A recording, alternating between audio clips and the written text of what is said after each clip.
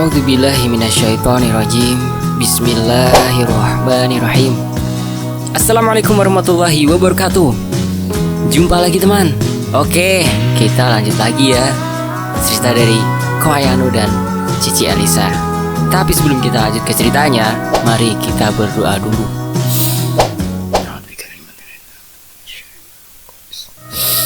Allahumma sholli ala Sayyidina Muhammad. Amin. Oke, kita masuk ke ceritanya.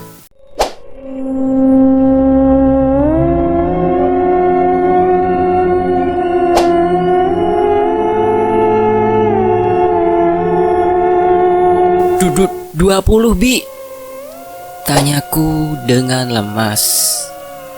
Bi Sumi mengangguk prihatin. Iya non, dari yang Bibi dengar sih kurang lebih ada segituan, katanya. Ya ampun, itu mah banyak sekali, pikirku ngeri. Sejenak aku sempat mempertimbangkan apakah sebaiknya aku pindah sekolah saja. Tapi bisa-bisa nanti tanteku berpikiran yang tidak-tidak lagi. Aku tidak tinggal dengan kedua orang tuaku karena untuk berbagai alasan. Aku tidak ikut keluargaku untuk tinggal di luar negeri. Aku memilih untuk tinggal di Indonesia. Awalnya sih karena aku tidak ingin berpisah jauh dari nenekku yang sangat kusayangi. Meskipun beliau berada nun jauh di seberang pulau di kampung halamanku, namun setidaknya masih berada di dalam satu negara yang sama. Sekarang aku tinggal dengan adik ibuku yang luar biasa baik, namun selalu mengkhawatirkanku. Masalahnya lagi, tanteku ini tidak percaya sama sekali pada mereka.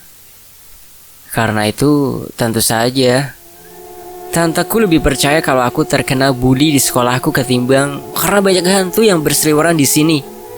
Apabila aku mengatakan ingin pindah sekolah, dan membuatnya khawatir adalah ide yang buruk. Aku pernah setengah mati menahannya untuk tidak menghadap ke kepala sekolah SD-ku, hanya karena tanteku menyangka aku dikucilkan oleh teman-temanku pada waktu pentas sekolah.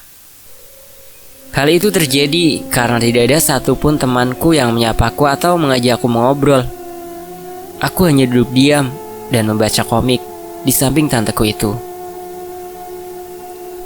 Padahal memang aku yang menarik diri dari teman-temanku. Setelah ada sedikit kejadian yang membuat temanku ketakutan setengah mati karena aku. Ya, cerita panjang. Tapi kurang lebih karena itulah aku tidak akan bisa untuk mengatakan pada tanteku untuk pindah sekolah. Apalagi aku memang sengaja memilih sekolah ini karena uang sekolahnya yang ringan bagi tanteku yang bersikeras pada mamaku untuk membayarkan uang sekolahku karena dia tidak membiayai anaknya. Tanteku itu berstatus janda yang tidak memiliki anak dan sama sekali tidak ingin menikah lagi. Karena itulah dia menyayangiku seperti anaknya sendiri dan bahkan berlaku selayaknya kakak perempuanku ketimbang sebagai tanteku. Karena gayanya yang benar-benar seperti anak muda. Sayangnya, aku tidak akan bisa meyakinkan dia akan adanya mereka. Kembali ke masalah yang kuhadapi saat ini. 20 dari mereka. Ini adalah jumlah paling banyak mungkin yang pernah kualami sampai saat ini.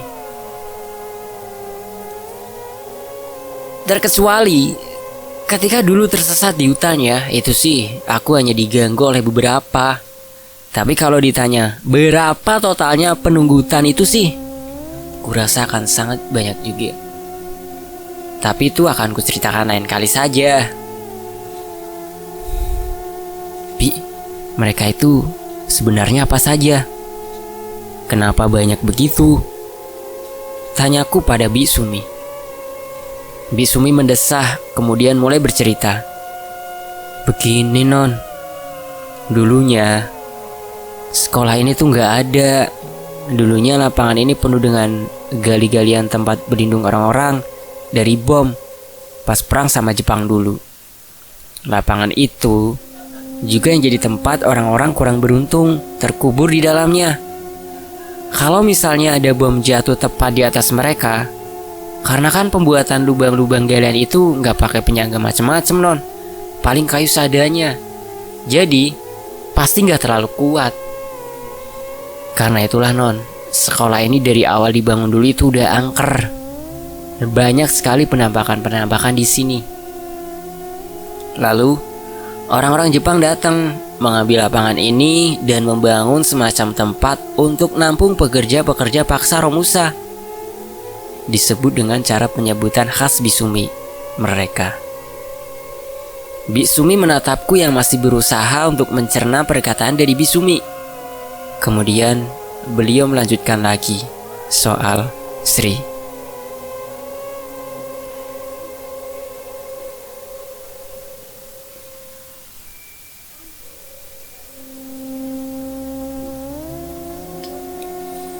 Nama itu membuat tubuhku menegang.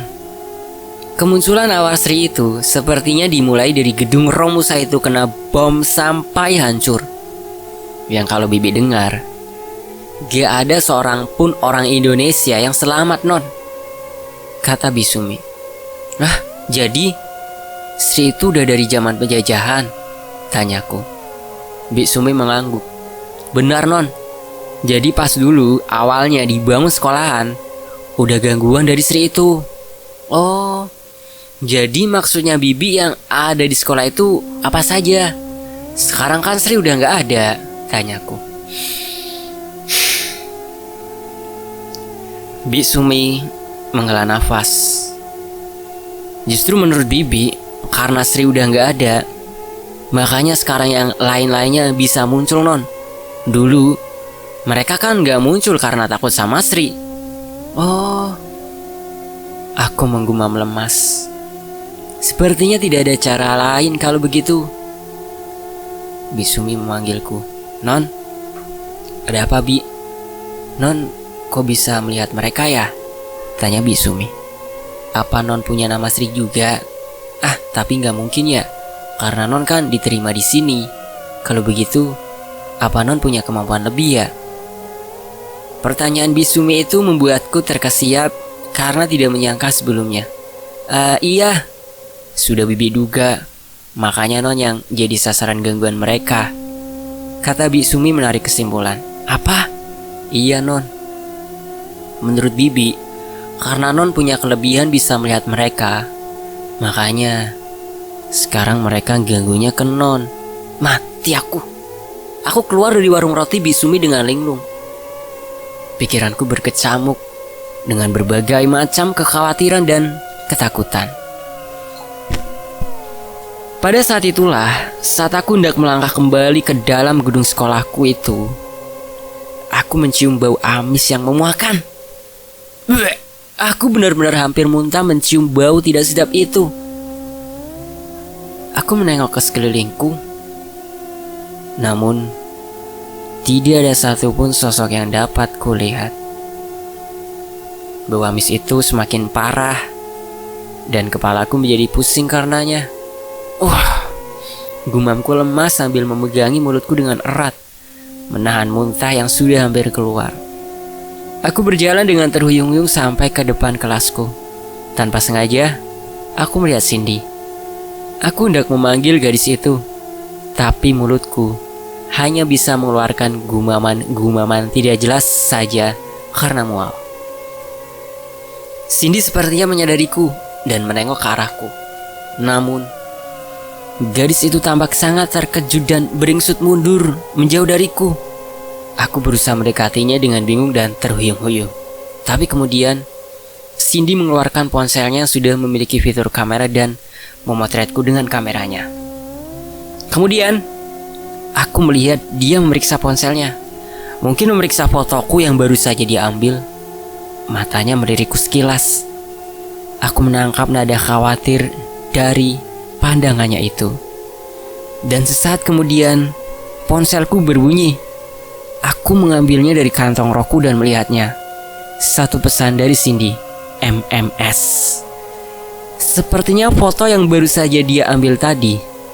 Kenapa Cindy mengirimkanku foto? Apa menurutnya penampilanku yang sedang mual ini lucu? Aku membuka foto yang dikirimkan Cindy lewat MMS itu. Di foto itu, aku sedang berdiri dengan wajah pucat, tapi tepat di belakangku, foto itu menangkap sebentuk asap tebal berwarna hitam. Sosok asap hitam itu dengan sangat jelas membentuk sosok manusia. Terdengar dari belakang telingaku, terdengar amat sangat dekat, suara sesuatu yang sangat serak dan bergetar terdengar bagaikan tertawa. Perlahan-lahan, aku melirik ke belakang punggungku tanpa menggerakkan badanku. Sesosok wajah yang hangus parah hingga separuhnya bagaikan arang sedang menatap padaku. Senyum dengan kulit koyak terbakarnya tampak sangat mengerikan. Gigi-giginya yang tidak tertutup karena pipi koyak itu tampak sedang tersenyum lebar padaku. Rambutnya terbakar habis sehingga hampir tidak tersisa lagi kecuali sisa-sisa rambut yang masih mencuat dari kulit kepalanya yang sudah menyatu dengan tengkoraknya. Namun, dari wajah makhluk itu yang tersisa, sepertinya sosok itu tadinya adalah wanita. Aku melompat mundur karena terkejut, dan makhluk itu berteriak melengking dan menerjang ke diriku. Hal terakhir yang kuingat sebelum pingsan adalah bagaimana aku merasakan tangan makhluk itu melingkar di bauku dan wajahnya yang berada tepat di depan wajahku. Bersambung lagi ya. Nanti kita lanjut ke bagian berikutnya. Jangan kemana-mana, tetap di Fakta Sejarah. Wassalamualaikum warahmatullahi wabarakatuh. Terima kasih atas perhatiannya.